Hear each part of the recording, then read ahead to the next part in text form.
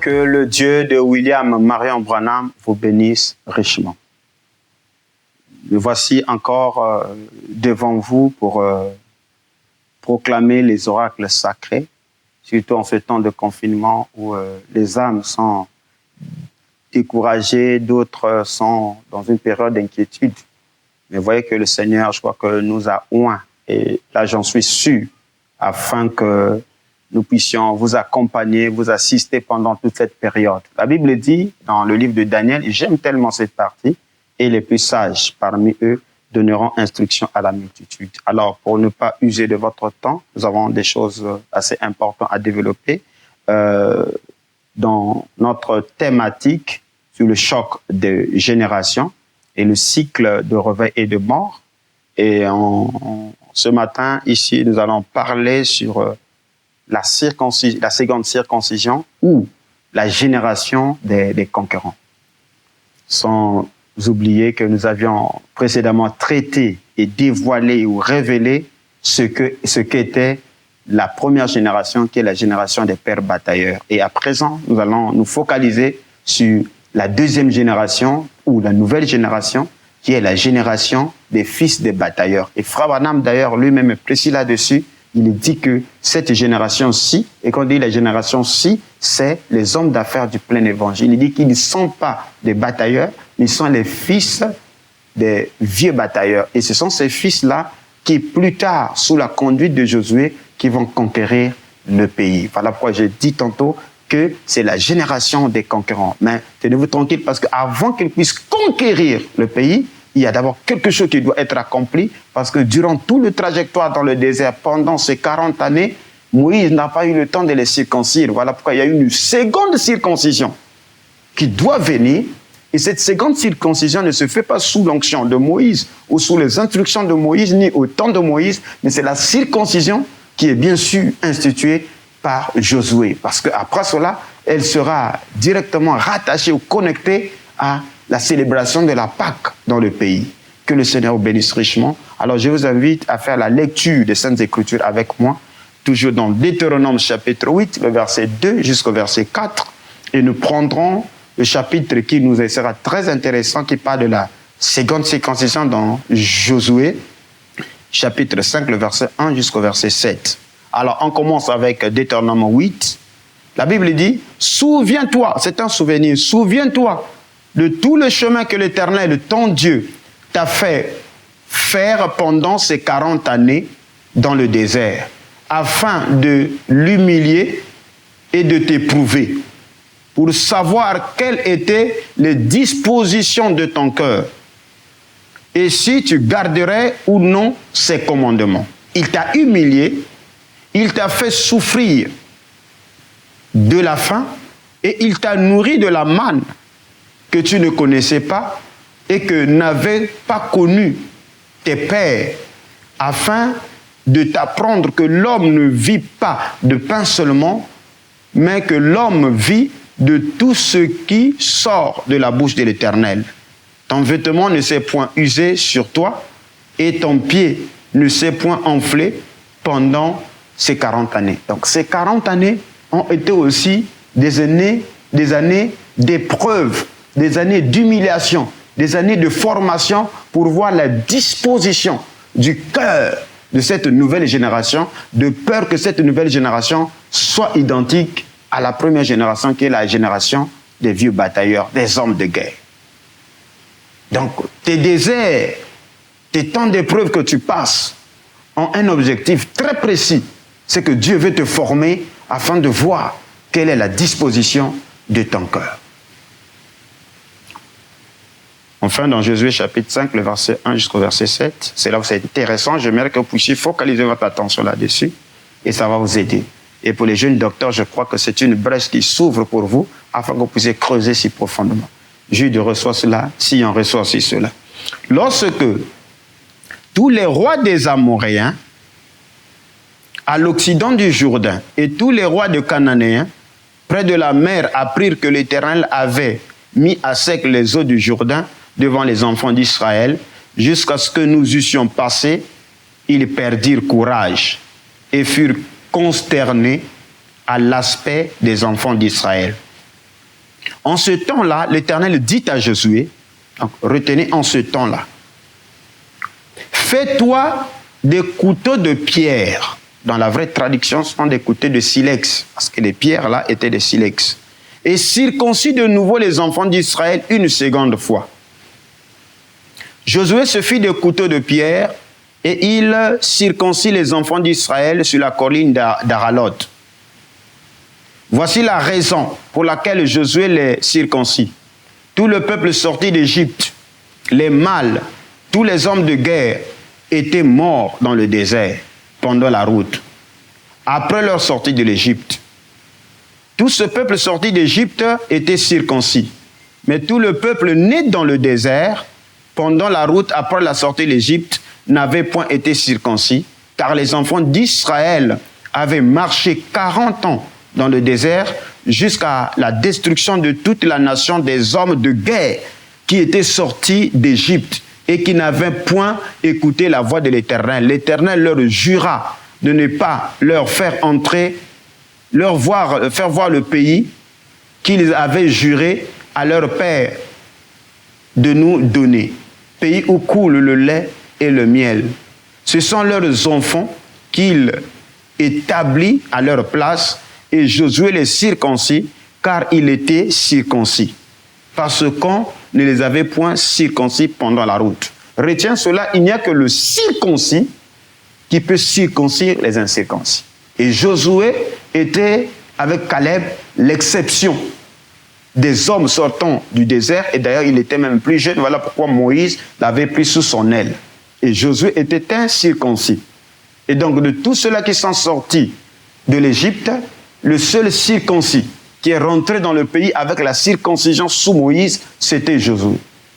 Mais c'est donc la génération qui naquit dans le désert, aucun d'eux n'a été circoncis parce que, vous voyez, qu'il n'y avait pas le temps, les gens étaient dans le temps d'errance. D'où j'attire votre attention, là où il y a le divertissement, parce que là où il y a la distraction, c'est difficile que les gens accèdent à la nouvelle naissance. Donc tout le temps, les 40 années d'errance dans le désert, les ont même empêchés à circoncire leurs enfants. Faites attention avec le divertissement. Personne ne recevra le baptême du Saint-Esprit sous l'onction du divertissement. Et c'est ce qui fait que pendant toute cette période, aucun de ces enfants n'a eu la grâce. Alors qu'ils étaient des Hébreux, et ce qui faisait d'eux les Hébreux, c'était le signe de la circoncision. Mais ils ont oublié la circoncision autour des débats inutiles, des débats sans vie, que Paul a dit, sont des débats morts. Mais j'ai lu quelque chose ici, la Bible dit que lorsque les rois des Amoréens, à l'occident du Jourdain, et tous les rois des Cananéens apprirent, près de la mer, apprirent que l'Éternel avait mis à sec les eaux du Jourdain devant les enfants d'Israël, ils ont perdu le courage. Et plus tard, lors de la bataille d'Aï et les autres batailles, la Bible va nous révéler que les 10 rois cananéens s'étaient rassemblés, s'étaient unifiés, avaient formé une coalition afin de résister contre Josué.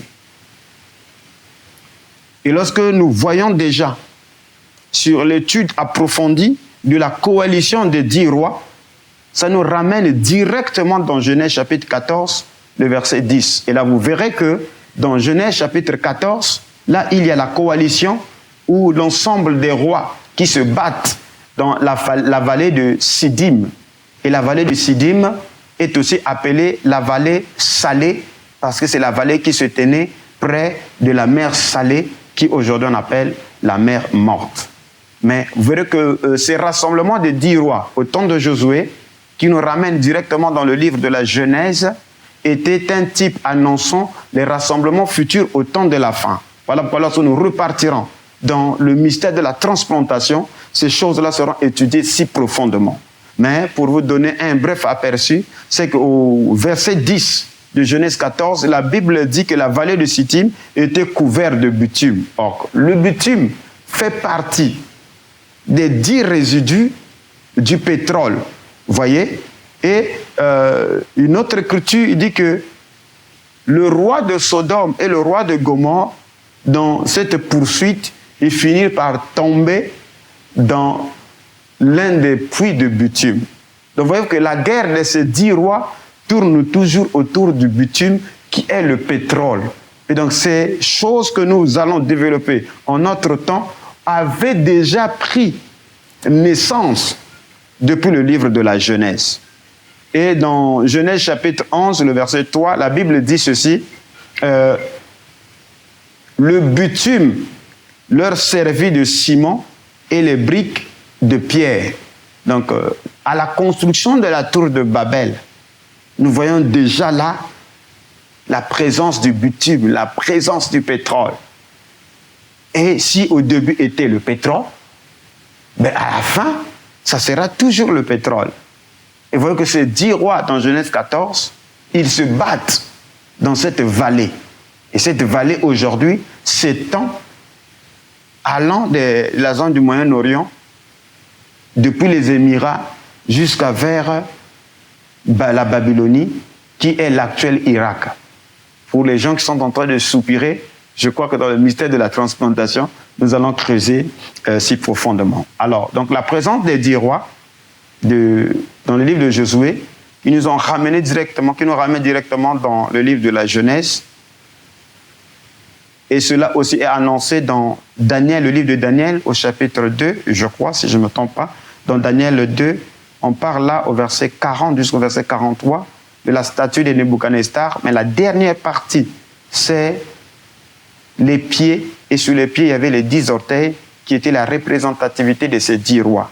Qui plus tard, dans Daniel 7, le verset 24, il s'agit ici des 10 cornes de la 4e bête. Et ces 10 cornes aussi représentera de même ces 10 rois, qui se retrouvent dans Apocalypse chapitre 12, le verset 3, parce que le dragon avait 10 cornes. Et ces cornes-là, qui seront révélées plus tard dans Apocalypse chapitre 17, ce sont les 10 rois.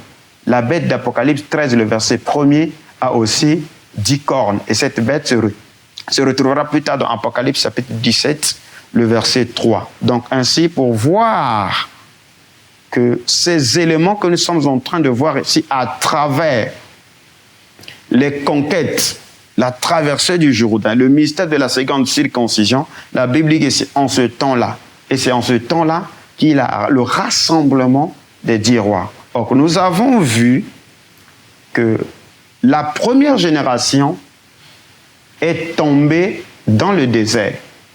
Et Dieu a scellé une alliance avec la nouvelle génération qui sont les enfants de ces vieux batailleurs, de ces hommes de guerre que Dieu a donné la promesse d'être des conquérants, de conquérir le pays. Et Dieu a suscité au milieu d'eux Josué pour les introduire et les placer dans le pays. Or, suivant l'étude prophétique que nous sommes en train de développer ici à travers des cycles de réveil et de mort, à travers le choc des générations, nous avons étudié que la première génération allait de 1906 jusqu'en 1946. Et donc, en 1946, l'ange du Seigneur, le 7 mai, a visité William Marion Branham.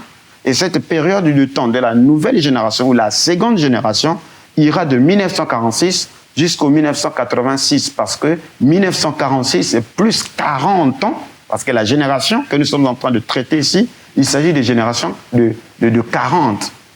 Quand Dieu dit que Dieu a supprimé, Dieu a neutralisé, Dieu a exterminé la première génération, c'est suivant les chiffres 40. Donc on sous-entend que les premiers-nés qui sont nés en Égypte et qui rentrent dans le pays, ils étaient autour de la quarantaine pour être des hommes de guerre, raison pour laquelle, arrivés dans le pays, dans la vallée d'Aralot, Josué est obligé de les circoncire parce que la première circoncision était pour l'ancienne génération. Voilà pourquoi Frère Branham est en train de montrer que le baptême du Saint-Esprit de 1906 et celle de 1963 est différent. L'autre s'applique au niveau de l'esprit et l'autre s'applique au niveau de l'âme.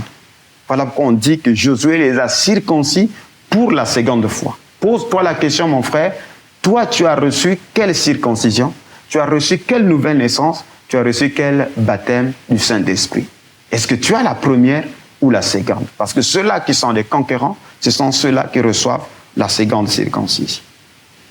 Donc, au temps de ces rois, voyez-vous que ce sont des éléments prophétiques que je veux vous montrer. Et donc, selon la prophétie, ces 10 rois constituera plus tard la coalition de l'empire de l'Antichrist qui graviteront autour de l'ONU. Et prophétiquement parlant, lorsque la Bible dit « au temps de ces rois », alors Daniel a vu, ou Nebuchadnezzar dans le sens a vu une pierre qui s'est détachée de la montagne sans le secours d'une main et est venue fracasser la statue. Raison pour laquelle, au temps de ces rois, Frère Branham, quand il développe cela dans la marque de la bête et aussi, je crois, dans la fête des trompettes, il est en train de montrer ce qui s'est passé, l'incident qui s'est passé lors du congrès aux Nations Unies entre Khrouchtchev et Nikita Khrouchtchev et le président Eisenhower.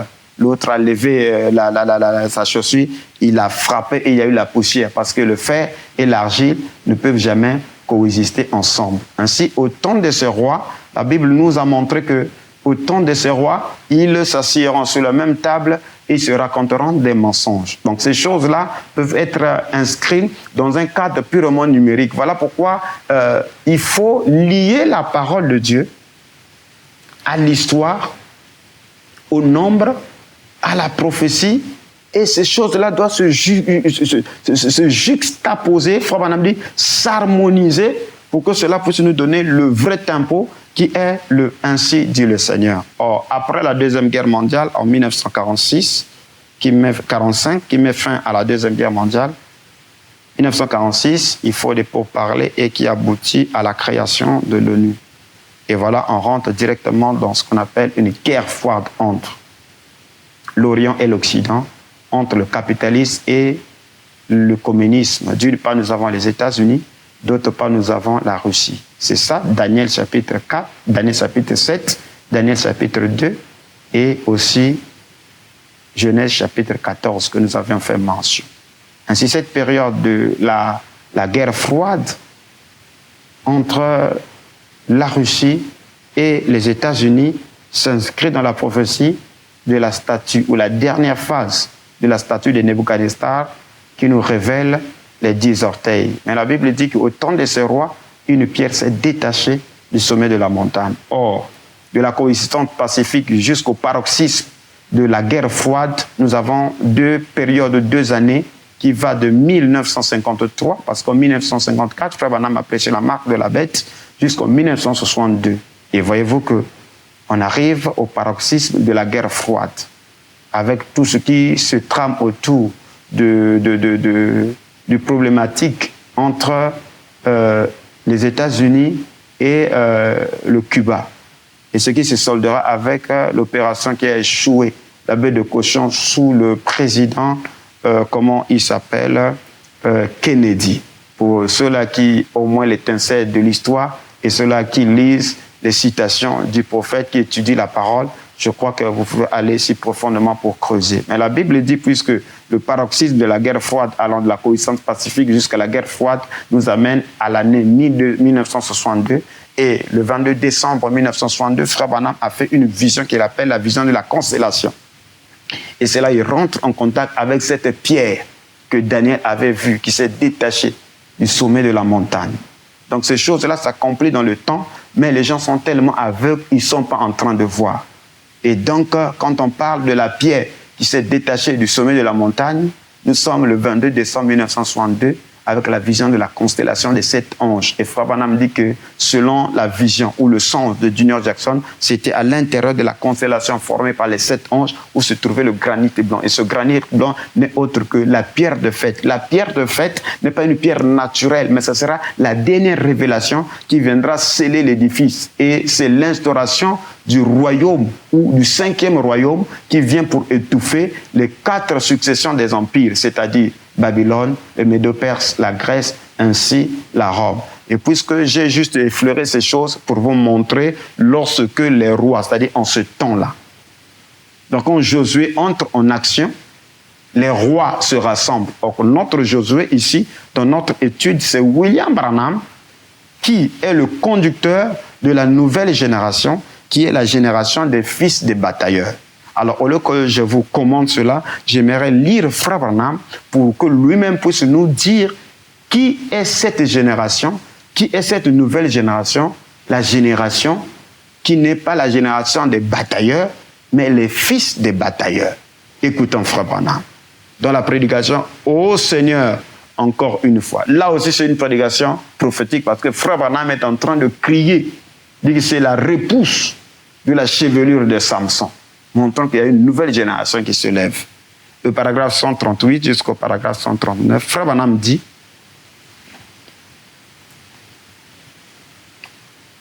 ainsi, quand tous ceux qui étaient appelés, pour ainsi dire, les vieux batailleurs, ont formé cette grande organisation, Dieu les laissa là jusqu'à ce que chacun d'eux fût mort. Et leur mort constatée en 1946. Donc la descente de l'ange vient pour mettre fin au leadership de la première génération, les batailleurs. Et alors, il a commencé une nouvelle génération sous la conduite de Josué qui croyait la parole. Amen. Et ce dernier les a menés à la terre promise. Frère Branham dit: ô Dieu, que cette jeune génération des pentecôtistes saisisse la vision. Voyez-vous, ils ont continué jusqu'à la terre promise. Nous devrions être là où nous sommes, où nous avons toutes sortes de dons de Dieu. Vous voyez que Frère Branham est en train d'être précis ici qu'il y a une nouvelle génération des pentecôtistes et ce sont ceux-là qui vont hériter la promesse d'entrer dans le pays. Dans cette tournée vers le nord, le paragraphe 33, Frère Branham dit exactement, c'est ce qu'il a fait, ce qu'il a fait aujourd'hui. Il nous a établis et on s'est joint aux assemblées, on s'est joint à l'église de Dieu, on s'est joint à ceci et à cela, on a eu des Cadillacs et toutes ces choses-là. Mais les 40 ans se sont écoulés. Frère, une nouvelle génération s'est levée, c'est vrai. Un Josué s'était levé un jour. Il croyait en la parole de Dieu d'une manière absolue. Chaque portion de la promesse, pas seulement pour qu'on prenne soin de vous et que vos affaires et consorts soient bénis, mais il y a plus que cela. Voyez-vous que le message ou l'onction de Josué allait au-delà de l'évangile de la prospérité. Il y avait un plus parce que la vieille génération s'était confisquée, était bloquée autour des édifices. Ils ont été séduits par la femme. Et la femme, c'est parfois l'Église. Et à cause de la multitude des croyants, voilà, l'enseignement de la parole n'est plus développé. Et ça mène la mort. Mais le message de Josué allait au-delà des prospérités temporaires. Il y avait quelque chose de plus. Dieu a fait la même chose aujourd'hui. Et je crois que cette organisation des hommes d'affaires du plan évangile fait partie du programme de Dieu. Frère Branham dit, je ne le dis pas parce que je me tiens ici devant eux. Si je le faisais, je serais un hypocrite. Alors Frère Branham est en train, commence à insérer les hommes d'affaires du plein évangile dans le programme de Dieu comme étant la race ou la génération des conquérants. Parce que tout ce qui les préoccupait, eux, c'est de mettre leurs finances au service de Dieu afin que l'évangile aille de loin. Or ça, ce n'était pas la vision des vieux batailleurs. Les vieux batailleurs, leur préoccupation, c'était l'enrichissement personnel. Voilà pourquoi vous verrez même aujourd'hui dans l'église du message, il n'y a pas l'organisation réelle. Chez nous, on dit, bonga, toujours meilleur. Que ça marche ou ça ne marche pas, c'est toujours bon. Mais Frère Branham a loué l'initiative des hommes d'affaires du plein évangile. Voilà pourquoi les églises ne peuvent pas être le géniteur d'un réveil. Les réveils ont été toujours accompagnés par des plateformes. Et si vous voulez qu'il y ait un grand réveil, il faut commencer à partir de maintenant élaborer les stratégies pour bâtir des plateformes. Parce que le leadership solitaire, ça ne marche pas. Écoutez la suite. Frère Branham dit, je crois que ces hommes-ci, que vous voyez maintenant, ces jeunes gens, que sont ces groupes qui sont représentés ici, c'est le groupe des fils des vieux batailleurs. C'est le paragraphe 35. Mais ces hommes ne sont pas des batailleurs. Frère Branham dit que les hommes d'affaires du plein évangile ne sont pas des batailleurs. Le nouveau groupe n'était pas constitué de batailleurs.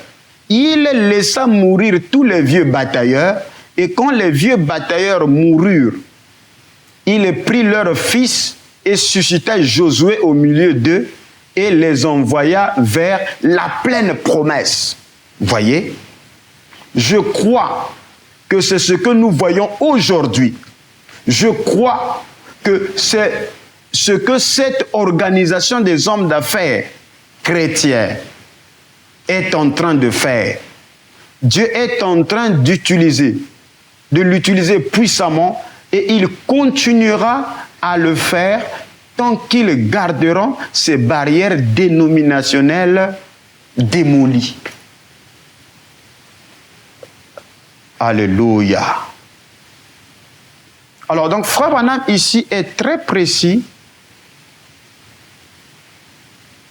et il est en train de montrer que la nouvelle génération était conduite par Josué.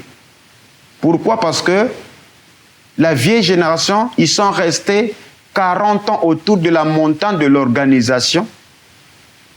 Et quand Josué arrive, il dit que quittons cette montagne. Parce que cette montagne est l'apanage ou la part d'Édom. Ne le créez pas de problèmes. Vous, la nouvelle génération, vous n'êtes pas des batailleurs. Mais vous devez courir vers un but, vers un objectif. Et Frère Branham dit que c'est Josué, le nouveau conducteur, qui les a menés à la pleine promesse. Et William Branham, voilà pourquoi il était le centre, le fer de lance du revers de la guérison divine, du mouvement charismatique, du mouvement de la pluie de l'arrière-saison. Et lorsqu'on l'a découvert, voilà pourquoi la personne comme Francis Bosworth, dès qu'il a découvert Frère Branham, il les a mis en contact avec des éminents hommes comme le Demo Shakarian, le Argan Bright, les gens qui avaient des finances, qui étaient à la tête des hommes d'affaires du plein évangile, comme ils étaient à la recherche de quelqu'un qui avait un talent, quelqu'un qui avait un don. Vous voyez que ces gens-là n'étaient pas comme les gens d'aujourd'hui, que pour soutenir une cause, il faut des filiations d'église. Ils agissaient au-delà de l'église. Leur objectivité, c'est qu'il faut que le christianisme monte en puissance. Et quelqu'un qui avait une vocation, quelqu'un qui avait un don, qu'importe ce qu'il était, il mettait des fonds et voilà, le don partait de l'avant. Oh, c'est tellement merveilleux. Voilà quoi, Frère Branham dit que tel que Dieu est en train d'œuvrer à travers cette organisation, s'il reste à éloigner les barrières, Dieu continuera à travailler parce que ces gens-là ne sont pas les vieux batailleurs, ils sont les fils des vieux batailleurs. Eux, ils ne sont pas des batailleurs. Ils ne sont pas à garder, à vivre pour leur intérêt personnel, mais ils mettent la parole de Dieu au devant parce qu'ils avaient des objectifs de conquérir. Vous voyez, ils sont allés même si loin avec Lévi Petrus, dont l'objectif d'amener Frère Branham jusqu'en Israël afin que William Branham, à travers le don prophétique, qu'il développe, qu'il démontre le signe du Messie pour que Israël revienne au Seigneur. Donc, pour conclure, que William Marion Branham, à partir de 1947-46, avec la visite de l'ange qui lui a mené pour le révélant, sa naissance particulière, lui a stimulé en lui les deux signes, le signe de la main et le deuxième signe qui est le discernement des pensées, a été le ministère de Josué qui a conduit la nouvelle génération autour de la plateforme des hommes d'affaires du plein évangile. Et cette période de temps s'étale de 1946 jusqu'en 1986. Et quand vous comptez précisément, il y a bien sûr 40 ans. Et nous avons vu que ce Josué qui vient, il amène une nouvelle onction, une nouvelle circoncision. Il ne vient pas simplement avec l'évangile, la prospérité, quoique c'est bien, mais il a amené une dose plus élevée parce que l'objectif, c'était de les introduire dans la terre promise. Voilà la clé qui nous révèle cette génération des conquérants, cette génération qui reçoit la seconde circoncision, cette génération qui est sous le leadership de Josué, qui est bien sûr William Marion Branham. La chose que nous devons retenir dans ce développement-ci, c'est que le réveil ne commence pas avec l'Église, parce que ce n'est pas le Branham Tabernacle qui a été le promoteur du réveil de la guérison divine, mais c'était bien sûr la plateforme des hommes d'affaires du plein évangile. Au reste, que le Seigneur Jésus-Christ vous bénisse richement.